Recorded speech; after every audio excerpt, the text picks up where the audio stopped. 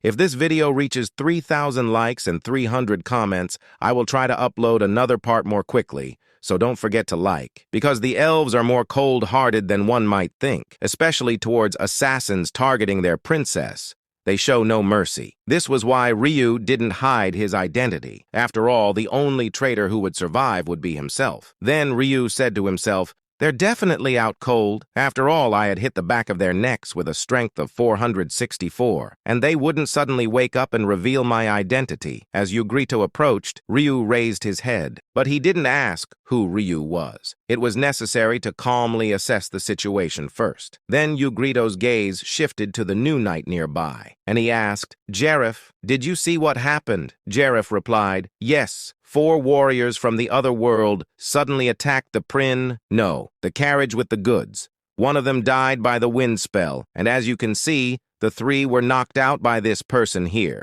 Yugito inquired, "Is the princess safe?" He replied, "No, the goods are safe." Yugito said, "No need to hide it. It seems like this information has already been revealed." He said, "Oh, yes, sir. The princess is safe. She's currently taking a rest inside the carriage, quite shocked." Then Yugito inquired, "So what you are saying is this otherworldly warrior here saved the princess?" He replied, "Yes. If this person hadn't stepped in, the princess would have faced a grave danger." Hearing that, Yugito bowed his head to Ryu without hesitation. Since the knight wouldn't lie, it was proven that the person before him was the savior, and he said, "I am grateful to you for saving our princess. If it's not too rude, may I know the name of our savior?" Ryu thought about using a title but then decided against it, because there were no other traitors standing. Thus, unlike before with the dwarf merchants, there was no need to hide his name. Then Ryu said, "I am Black Scythe." Despite the informal tone, Yugito didn't mind. Rather, he repeated the name as if to remember it and bowed again and said, "Thank you once again, Black Scythe. Sorry, but could you explain the situation? I can't understand why these otherworldly warriors targeted the princess." Ryu nodded and explained briefly. Listening quietly, Yugito's eyes widened and inquired, "Traitors? Are there traitors even among the warriors of the other world?" Ryu replied, "That's right." Yugito inquired, "Don't tell me they joined hands with the Archduke of Demons, Flunyktos?" Ryu said to himself, "What demons? They joined hands with an angel." But Ryu glossed over it and said, "I'm not sure about that, but I think it's more complicated." Then Yugito inquired, Then do you wish us to capture these men for you?" Ryu replied, "No, they're nothing to do with me." Yugito asked, "Then may we deal with these men according to our law?" Ryu said, "Suit yourself." Then Yugito looked down at the traitors and drew his sword, and he beheaded them in 3 strokes, separating their heads from their bodies. Ryu was surprised,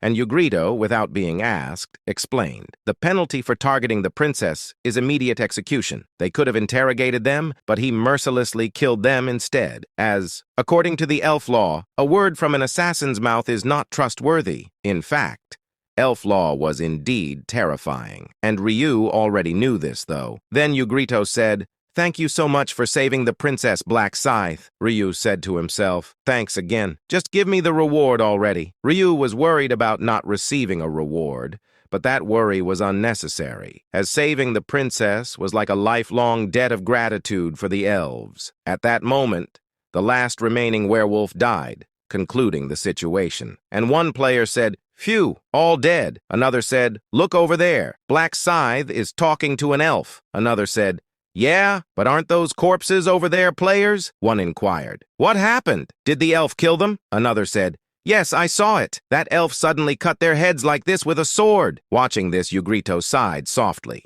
and said to Ryu, "If we stay silent, misunderstandings will only grow." "Given the situation, may I explain?" Ryu said. "As you wish." As soon as Ryu gave permission, Yugito stepped forward and said, "Warriors of the other world, many of you must be curious about what happened, and let me introduce myself properly. I am Yugito, the captain of the Knights of Elsorium. The people here are not merchants, but Knights of Elsorium." As he clarified they were not merchants, the players started murmuring. Then Yugito added, "We were not transporting goods. The merchant's identity was merely a smokescreen to escort the princess. I apologize for deceiving you even for a moment. I can't explain in detail, but please understand now, that I am telling the truth. In fact, the elves didn't want to damage their relations with the warriors. That's why the captain himself came to clear up any misunderstandings. Ugrito continued to speak, saying, "Regrettably, a group targeting our princess took advantage of the monster attack. These dead humans were those assassins. According to Black Scythe here, they were traitors." One player inquired, "Traitors?" Another said, "Oh?" The number of traitors really decreased. Looking at the personnel status, the number of traitors had decreased to 1, and they would never think that the only remaining traitor would be Ryu. Then Ugrito added, "I won't ask why there are traitors among you. Judging from your reactions, it seems you are also confused. Anyway, if not for Black Scythe, our princess might not have been safe. I use this opportunity to thank Black Scythe once again." Ryu said, "No. Stop thanking me." As Ryu was being thanked again, Ugrito finally said what Ryu Min wanted to hear. "Black Scythe, I have a gift I want to give you," and he pulled something out of his pocket. Ryu eagerly took it, and a smile finally appeared on his face. Then the system message appeared, "You have received Elixir of Ultra Regeneration as a reward from Ugrito, captain of the Elsorium Knights." Elixir of Ultra Regeneration, category, consumable, grade, legendary. Effect, physical regeneration for 10 seconds, usage restriction, master level and above. Description: for 10 seconds, even if your body is torn apart, it will rapidly regenerate. However, the pain-induced mental breakdown is not covered. As the description implies, this elixir makes one virtually invincible for 10 seconds. It was as if he had gained extra lives. Then Ryu smiled and said, "Finally, I've obtained it. The Elixir of Ultra Regeneration, and, if used at the right moment, even if I die dozens of times, I can come back to life." It was an item that needed to be used in the 15th round, so Ryu carefully stored it in his inventory. Then Ryu said to Ugrito, "How generous to give such a precious item."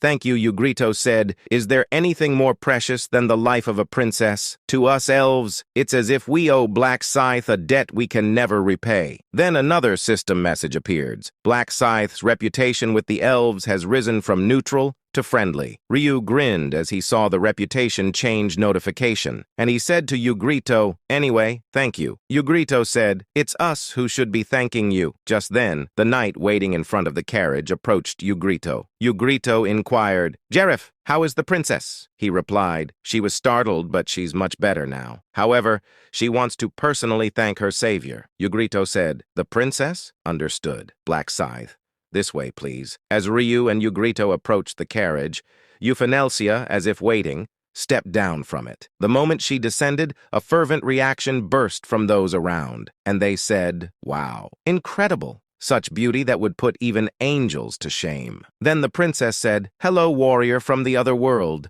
I am Euphanelsia of Elsorium." Ryu spoke informally to the princess and said, "Call me Black Scythe." Yet, neither the princess nor the other elves seemed to mind. Ryu said to himself, "With my reputation already favorable, nothing I do should be a problem. And as long as I don't betray them, I will be treated well by the elves for life." Then the princess said, "I heard you saved me. I don't know how I could ever repay this debt." Ryu said, "No need to repay. I only did what was right." Ryu intentionally used such words to build favor, as elves appreciate those who respect the law and have a great sense of duty. And he said to himself, "A strict impression in accordance with elves' rules will be helpful in many ways." And sure enough, the way Ugrito and the other knights looked at Ryu subtly changed, as humans are humans, even if they are lifelong benefactors. But his current statement slightly blurred the line they had drawn between them. Then he said to himself, "It's all about gradually increasing favorability. Especially gaining the princess's favor will be excellent." Ryu was well aware of what the elf princess liked, so it wouldn't be too hard. And he said to her, "Please stay inside. I will guard outside the carriage, even if it costs me my life." She said, "Ah, thank you." Euphanelsia, far from feeling burdened by the statement of sacrificing his life, blushed and hurried back into the carriage with a faint smile on her lips. Then Ugrito approached Ryu with a surprised look and said, "I've never seen the princess smile like that before." Ryu inquired, "Really?" He said, "It seems she feels reassured by Black Scythe's protection." Ryu said, "Then that's good." Then he reassured Ugrito as well and said, "The princess is under my protection. Just focus on getting us to our destination." Ugrito smiled and said, We are grateful for that. And he reassuredly headed back to his formation, and the journey continued. After that, the monsters continued to attack elves and humans, and Ryu accumulated experience points with his scythe each time. And during the 30 waves, the monsters never once approached the princess, guarded by the immense wall that was Black Scythe. It was truly a reliable sight.